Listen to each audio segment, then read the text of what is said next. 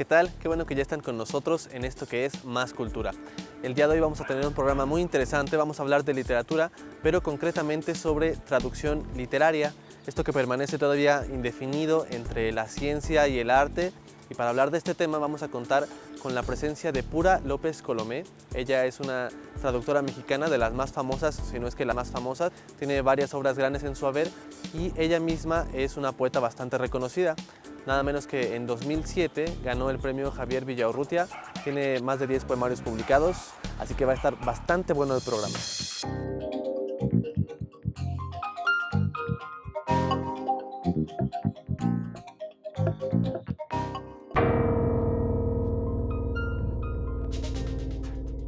Alicia fue extinguiéndose en su delirio de anemia.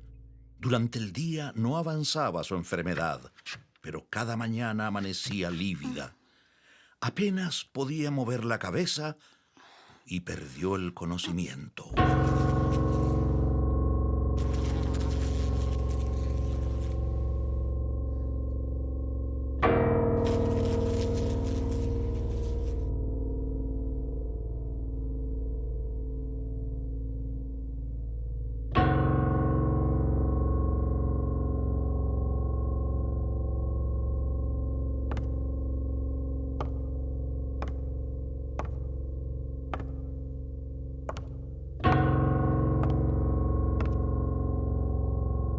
Alicia murió por fin.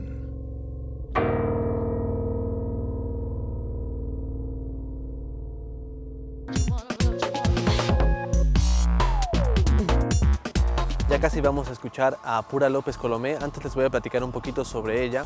Nació en la Ciudad de México y radica en Morelos, y donde empezó a realizar sus primeras traducciones fue en Estados Unidos. Ella de muy joven fue enviada a cursar su primera educación y la educación media superior a un lugar religioso. Estuvo en un convento y bueno, fue ahí que le llamó la atención primero su clase de inglés, y luego ya en la biblioteca del lugar donde radicaba, por sí misma realizó, a su propia iniciativa por supuesto, algunas traducciones de poesía.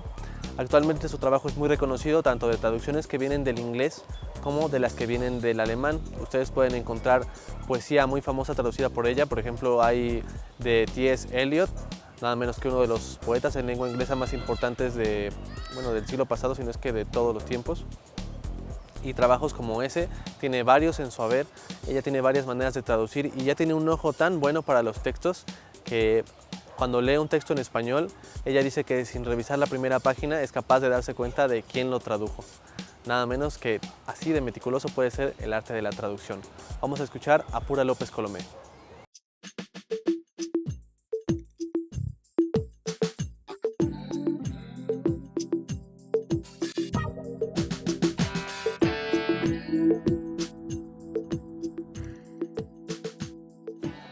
Puede ser ambas cosas. Es decir, puedes disfrazarte de algo en esta vida y ser eso. Y, no sé, deslizarte con el disfraz y pasar por persona, o viceversa. Pues hay una sensibilidad que nos caracteriza. Eso yo creo que es innegable y es algo que uno lo descubre tarde o temprano. Hay gente que lo descubre muy temprano y yo creo que no les va tan bien, porque descubrirlo desde muy temprano como tal, como un destino, puede ser un mal hado, digamos, ¿no? Pero cuando uno voltea a las primeras veces que se fijó en las palabras y la correspondencia de las palabras con la realidad, o la no correspondencia, ¿no? Ahí está el primer foco, yo creo, ¿no? De sensibilidad lingüística. Y yo creo que lo que caracteriza al poeta no son ni las grandes ideas, ni las grandes emociones, ni los grandes sentimientos, nada de eso. Todo eso está ahí, está en la poesía. Pero lo más importante es que son los edificios de palabras que uno hace y la devoción por la lengua. Y esa, en mi propia vida, yo la puedo localizar desde la infancia. Que a mi modo de ver, ni siquiera literatura es la poesía. No tiene nada de ficción. Y todo lo que es literatura tiene mucho de ficción. Todo es plural, todo está renaciendo en el momento que uno cree que ya le puso el alfiler a la mariposa, sale volando. Y se transforma en otra cosa y Y ese es el gran chiste de la poesía, es ese, yo creo, ¿no?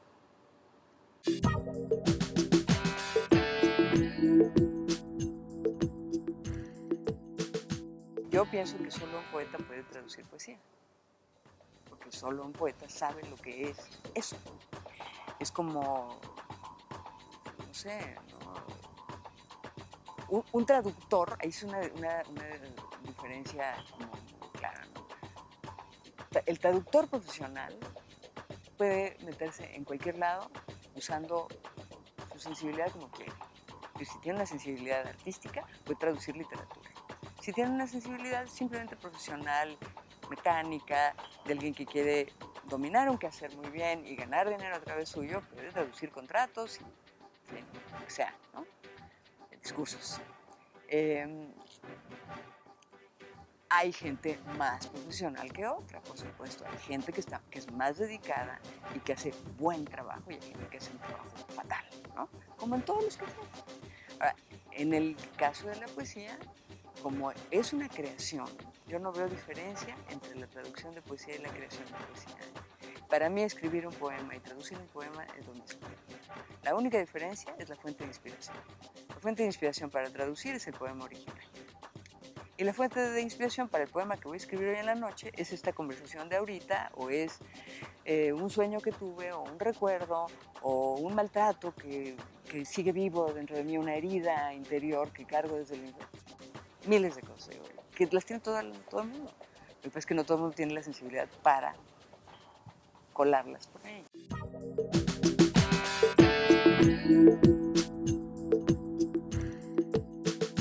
No, bueno, digo, ya si la editorial lo pide, yo creo que es porque ya tienen un camino recorrido. Es muy difícil que eso ocurra, ¿eh? No, yo creo que es por afinidad, sobre todo.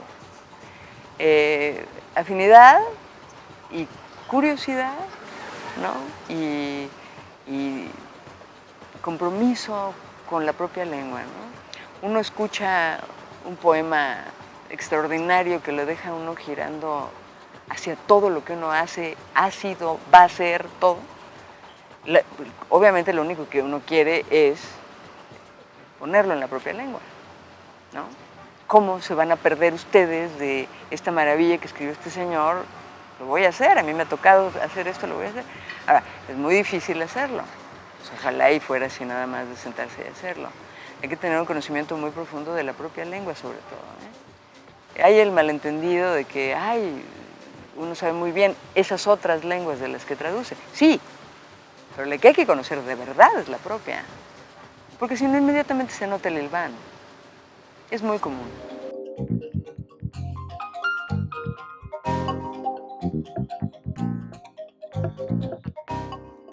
Si uno quisiera hacerse de una definición propia de qué es la traducción literaria, quizá puede que nos convenga y también puede que no nos convenga acudir a la academia. Si nos ponemos a conceptualizar exactamente lo que queremos saber, nos vamos a encontrar con que el traductor es mucho más que un diccionario bilingüe o multilingüe que está por ahí a nuestro servicio.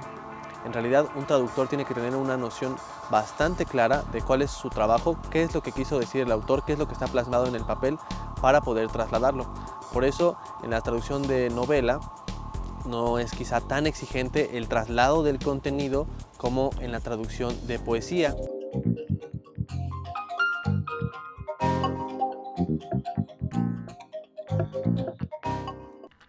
Joseph Conrad es el nombre con el que conocemos a Józef Teodor Konrad Korzeniowski, un autor polaco nacido a mitad del siglo XIX y creador de obras que han trascendido el idioma en el que fueron concebidas, como Lord Jim y El corazón de las tinieblas. A pesar de la importancia que tiene en lengua inglesa, Joseph Conrad nació en Polonia, un territorio que actualmente forma parte de Ucrania. Sus primeras influencias, tanto literarias como culturales en general, se encuentran en la cultura polaca. Conrad fue educado por su padre, quien desde joven le introdujo al mundo de las letras a través de textos de Víctor Hugo y William Shakespeare. Los intereses de Conrad no siempre se inclinaron hacia la literatura. De joven, leyó la traducción de un libro de Leopold Mackintosh, un navegante francés que narra sus expediciones en búsqueda de barcos que se fueron a pique. Esta lectura motivó que Conrad, a los 31 años, decidiera enlistarse como marinero. Conocemos a Joseph Conrad como literato y no como navegante, debido a que su pobre estado de salud le retiró de la vida marítima después de solo 5 años de servicio. Sin embargo, el mar nunca abandonaría la mente del autor. De acuerdo con testimonios de gente que lo conoció, Conrad solía entretener a grupos de personas narrándoles historias en voz alta, historias que usualmente ocurrían en el mar y cuyos protagonistas eran navegantes en medio de un viaje de proporciones épicas. Esta habilidad para narrar le ganó al joven Joseph una gran reputación entre su círculo de amistades. La vida como navegante comercial le permitió a Conrad conocer a todo tipo de personajes y lugares, algunos de los cuales usó para crear historias que ahora son referentes universales, como su viaje al Congo belga, como capitán de un barco de vapor, experiencia que inspiraría El corazón de las tinieblas, uno de los textos más importantes de su época y que aún se encuentra entre las mejores novelas de todos los tiempos. Conrad, que eventualmente adoptaría la nacionalidad inglesa, plasmó en esta obra sus pensamientos acerca del fracaso del Imperio Británico a través de la voz del protagonista, Charles Marlowe, quien se encuentra en una misión para localizar al agente Kurtz, quien, a su vez, se encuentra en una misión que ha salido de control. Conforme avanza la narración, Marlowe queda intrigado y fascinado con la reputación de Kurtz, quien es tan odiado como venerado, y es, quizá, uno de los antagonistas más celebrados por la crítica literaria, a pesar de que solo estamos en su presencia en las últimas páginas de la novela. Tanto El corazón de las tinieblas como Lord Jim se encuentran en la colección Sergio Pitol Traductor. Para Pitol, el personaje de Kurtz representa al mundo que no hemos domado, lo bárbaro y oscuro, y recuerda al Satanás de la obra de John Milton. Esta obra ha sido una influencia para grandes autores como T.S. Eliot, a quien conocemos en lengua española, en parte gracias a las traducciones de Pura López Colomé, quien empieza uno de sus más famosos poemas, The Hollow Man, con una cita tomada de El corazón de las tinieblas. En el prólogo a su traducción, Sergio Pitol finaliza diciendo sobre la obra de Conrad: gracias a los poderes literarios y metaliterarios de Conrad, podemos estar seguros de que este libro mantendrá para siempre un núcleo inextricable, sabiamente defendido.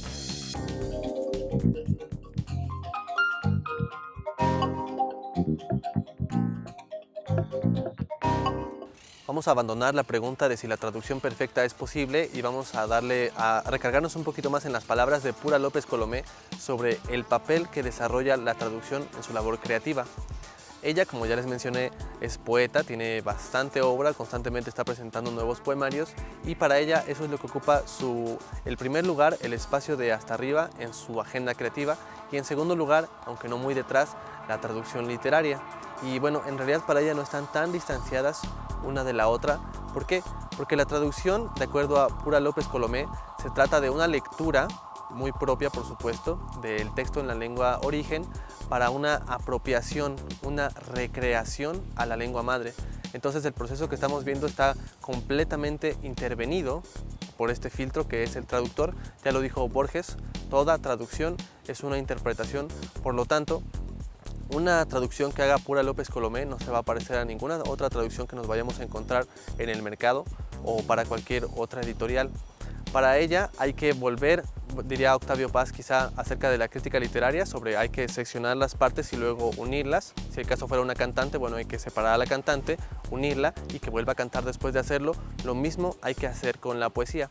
Hay que desagrupar las partes, agruparlas y bueno, que todo vuelva a tener sentido, que las metáforas que estuvieron en la lengua materna tengan sentido también en la lengua a la que es el destino, a la que están traduciendo, y bueno, eso no es poca cosa, solamente se le podría entregar a gente perfectamente capaz como Pura López Colomé.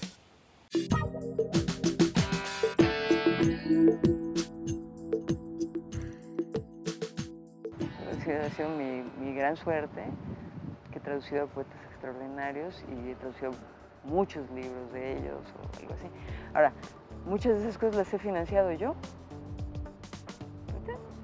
Y te estoy hablando de un premio Nobel al que he traducido. A ver, explícame.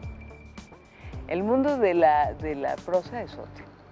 Ahí sí están las grandes editoriales que encargan la traducción de la obra de Vargas Llosa, por decirte. O, bueno, obviamente la señora extraordinaria, respetabilísima, que es la traductora de García Márquez al inglés, Edith Grossman, que bárbara, una maravilla. Bueno, yo supongo, nunca se lo he preguntado, pues era una indiscreción, pero me imagino que vive bien de eso. Digo, yo creo, ¿no? Es un decir nada más. Pero sí va uno siguiendo a ciertas gentes, pero de repente ocurren cosas, así milagros, y uno está hecho para darle crédito a los milagros. Un poema que uno no estaba esperando traducir y termina traduciendo, ¿no?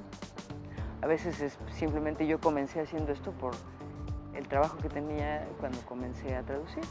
Trabajaba en un suplemento literario del 1+1, el suplemento Sábado, que es un suplemento emblemático, y tenía un espacio propio. Entonces empecé a traducir cosas de James Heaney, del poeta del Nobel irlandés, y a rodearlos de comentarios de él, y pues nunca me imaginé que lo fuera ni a conocer siquiera, mucho menos a tener una relación personal con él, ¿no? Y así ocurrió y ha nutrido mi propia poesía.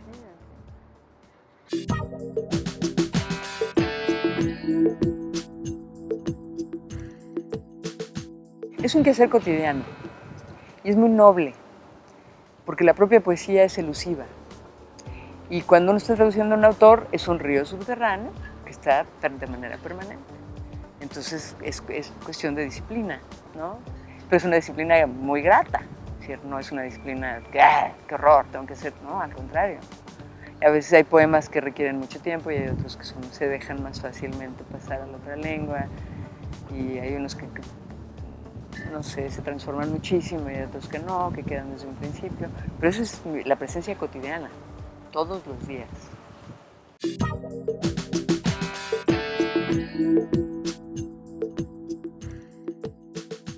No, bueno, de algo tengo que vivir yo también, en fin.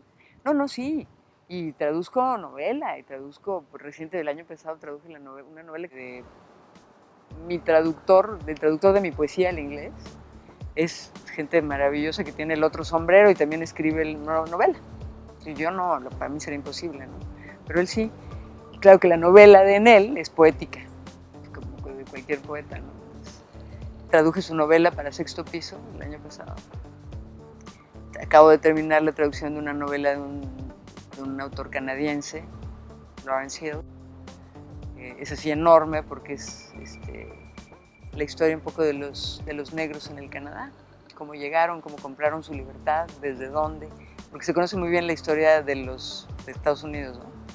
Pero del qué pasó con los negros canadienses, ¿no? Y esto todo lo cuenta él en este libro, es un libro maravilloso, de ver. Y eso, por ejemplo, son trabajos muy gratos de los que puedo vivir, pero no es este otro que hacer, eso está en otro apartado.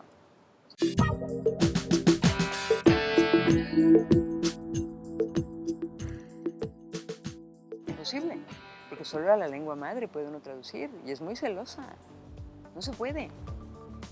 Incluso cuando se conoce muy bien la lengua, peca uno de ultracorrección. Falta la espontaneidad que solo tiene la propia lengua. Yo he tenido alumnos sí de cursos que he dado, en Banff, en Canadá, eso. Conocí sobre todo una niña que no voy a olvidar nunca porque talento absoluto para las lenguas, ¿no? O sea, estas gentes que... Ella, iraní, su lengua madre, el farsi, pero habla un inglés así magnífico, sin una sola manera que uno pueda pensar que no es su lengua madre. Lo habla a la perfección. Habla francés, habla ruso, bueno, políglota. Entonces, claro que estando en Canadá, ella tiene que vivir de la traducción y traduce de las otras lenguas, no nada más hacia el farsi, ¿no? Y siempre vi en lo que ella traduce al inglés, que fue su trabajo que yo conocí, o al francés, una pulcritud excesiva. No, hay que ver basurita, sí, les digo. Y entonces pasa eso, lo conoce uno demasiado bien, pero ahí falta la espontaneidad de la propia lengua. Y eso, por no hablar de los cobros, ¿no? La lengua madre cobra con desafinaciones.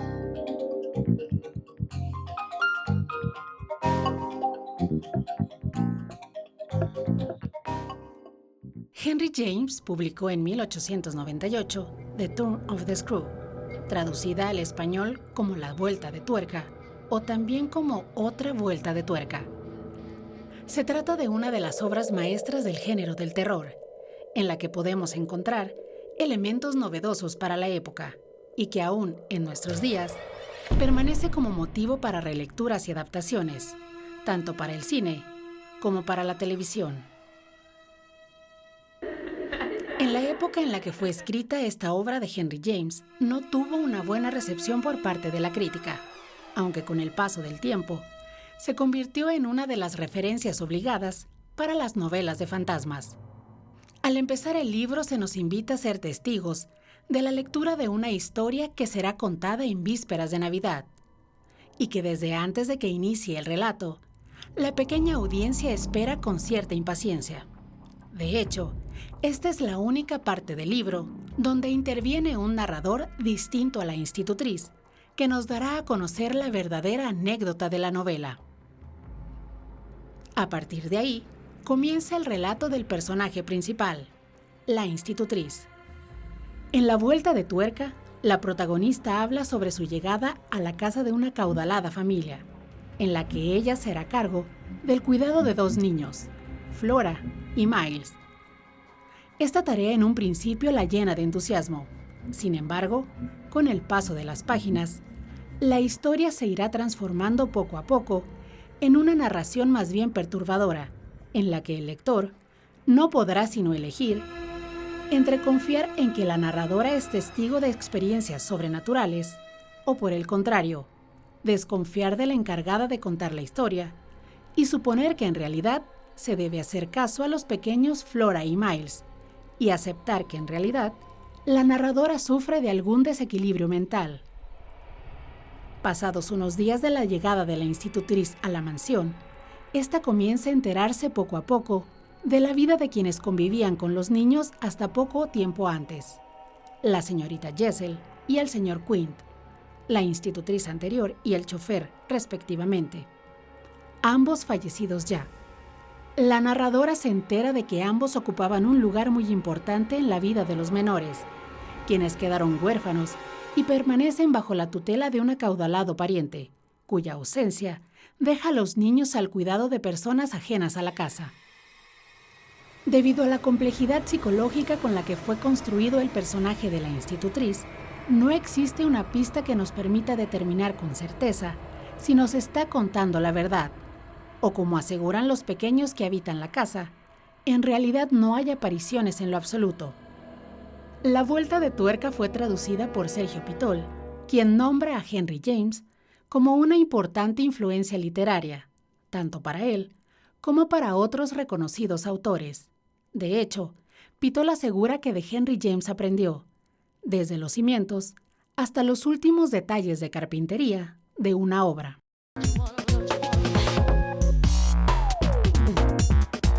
En el mundo literario, concretamente en el de las revistas y los blogs, lo que nos podemos encontrar es que hay una lucha en la academia y por supuesto a partir de los mismos traductores por darle un nuevo sentido, un nuevo valor a la traducción.